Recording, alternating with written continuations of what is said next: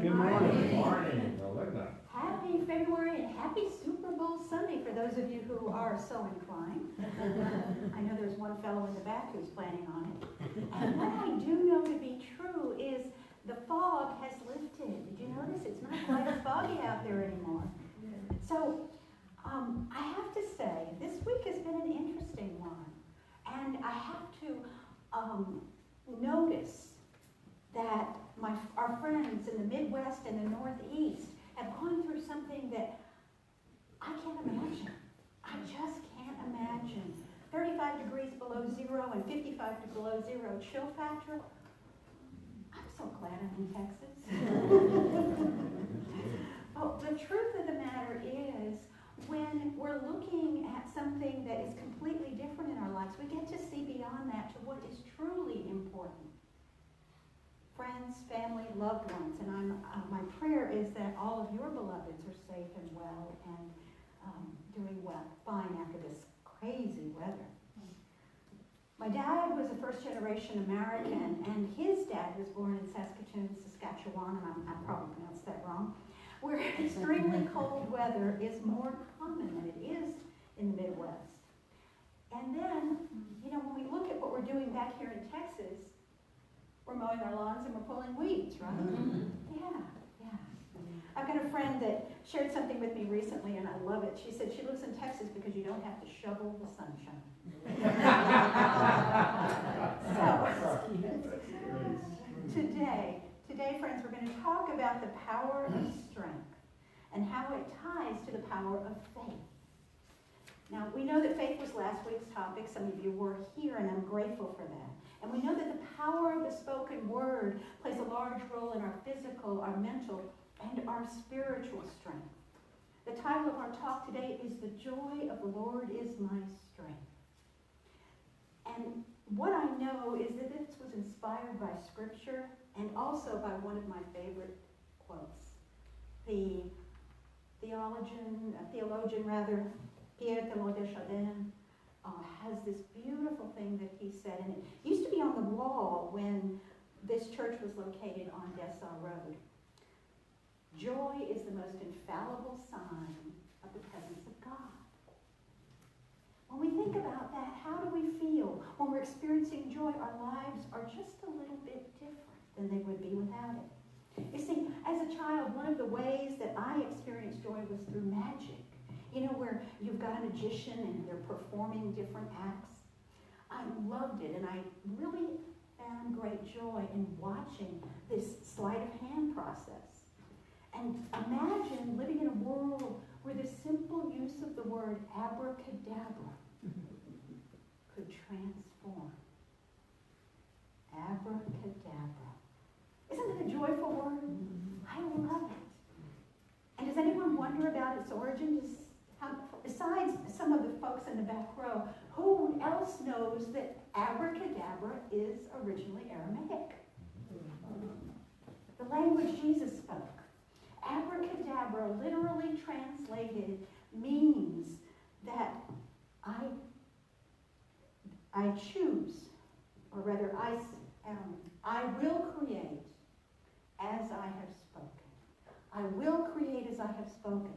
And some New Thought folks decide that they want to change that to I create as I speak. Shorten it a little bit and bring it all into this present tense. But the truth is, we're holding that vision. It's very much like our third principle. Thoughts held in mind and heart produce after their kind.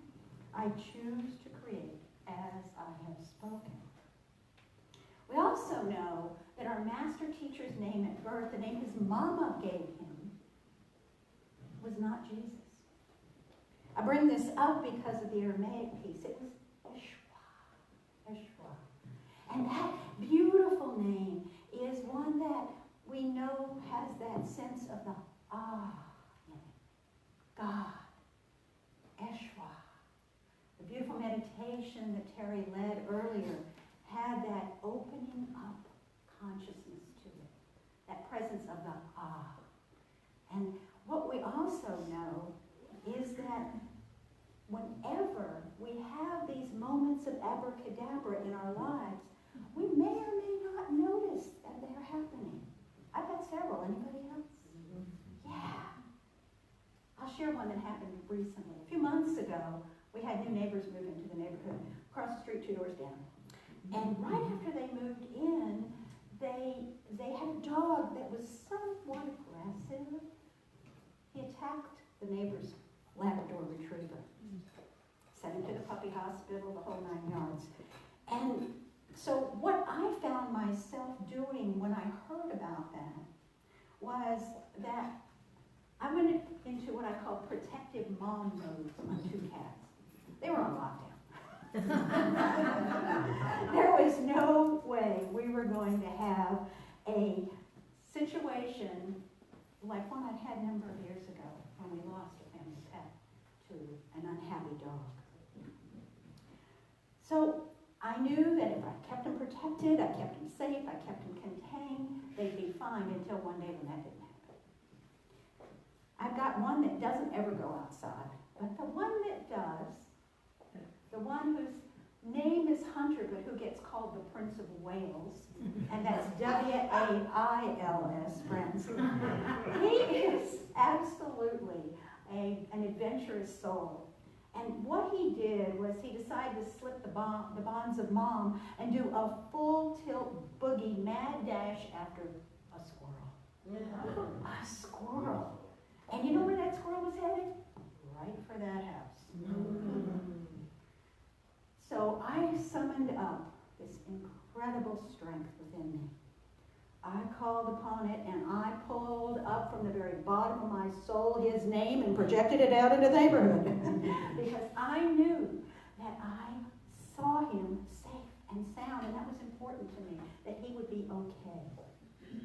Now, typically, cats are seen to be, they're normally independent thinkers. Dogs, though, they're loyal. You call their name, they come back the whole 9 yards.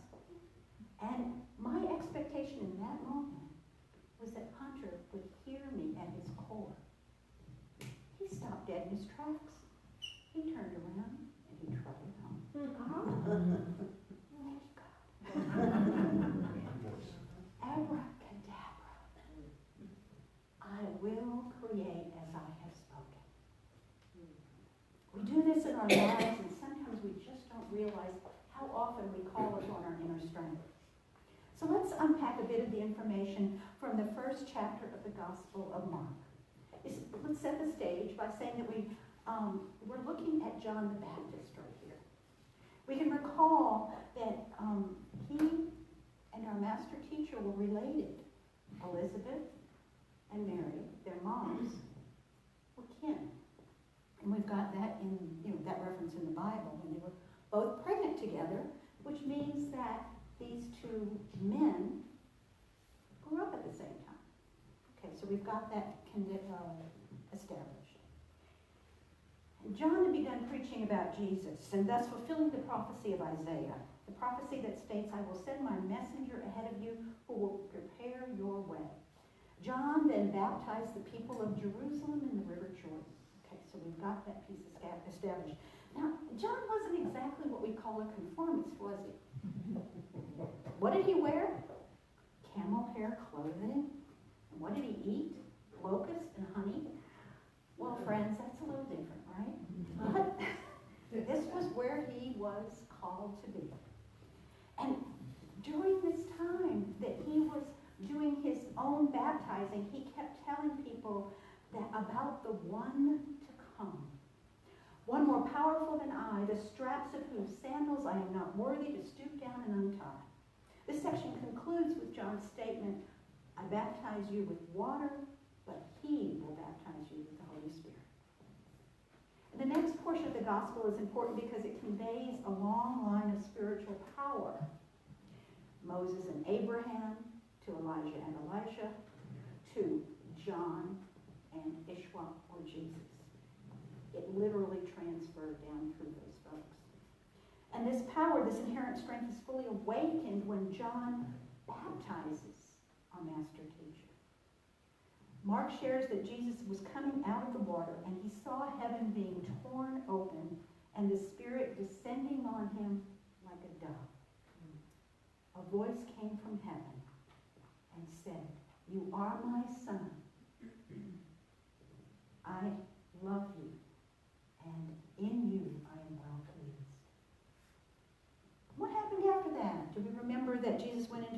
was for 40 days where he was tempted by Satan.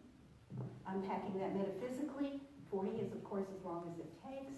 And that piece that says he was tempted by Satan is that adverse ego.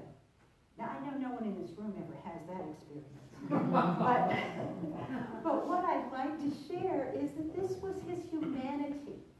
This was what he wanted to, or he had to experience in order to make a full decision to step into that which was his to do. In that 40 days, he was able to summon that inner strength and to move forward in his life. So he began his work, and he did so by calling people into discipleship. And I'd love to share that root of the word discipleship being discipline. It's a discipline to follow this path we call the way. And what he did was he launched his teachings by beginning to recruit these people. He knew the ramifications of taking on this mission, and he chose to do it anyway. We've all been there. We know what that's like. He called upon the powers of faith and strength in the form of his first two disciples.